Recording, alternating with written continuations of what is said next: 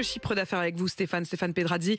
On va parler du bilan économique d'Emmanuel Macron, parce que dans sa lettre aux Français, le chef de l'État affirme que les transformations engagées durant son mandat nous ont permis de vivre mieux.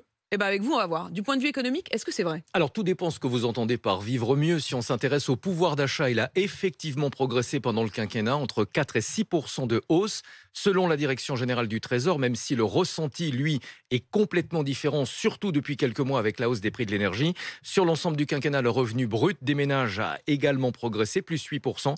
Donc si avoir un peu plus d'argent, c'est vivre mieux, alors oui, sur le papier, le bilan est plutôt positif. Le chômage a également reculé. Oui, le taux de chômage retombé à 7,4% au quatrième trimestre. Alors, on n'est pas encore au plein emploi, mais c'est le plus bas niveau depuis 13 ans, avec notamment une baisse du chômage des jeunes. C'est lié en partie à la politique du gouvernement en faveur de l'apprentissage. Emmanuel Macron qui débute sa lettre aux Français par l'accumulation des crises auxquelles on a été confronté. Et précisément, Apolline, ça nous invite à la prudence dans la lecture des indicateurs économiques, car en période de crise, les chiffres n'ont pas du tout la même signification. Je vous donne deux exemples. D'abord, la croissance, 7% l'an dernier en France, ça n'était pas arrivé depuis plus de 50 ans.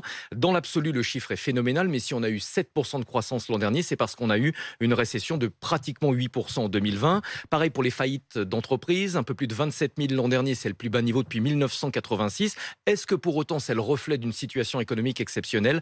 La réponse évidemment est non, c'est parce qu'on a massivement aidé les entreprises pendant la crise, y compris celles qui auraient disparu en temps normal, que le niveau de faillite est historiquement bas. Alors quels sont les points faibles de son bilan économique? Alors par exemple, le niveau de la dette, même si beaucoup estiment que le quoi qu'il en coûte, c'est-à-dire les mesures qui ont été mises en œuvre pendant la crise sanitaire ont été efficaces, elles ont évidemment coûté très cher. Fin 2021, la dette publique était à 116,3% du PIB. Concrètement, ça veut dire quoi?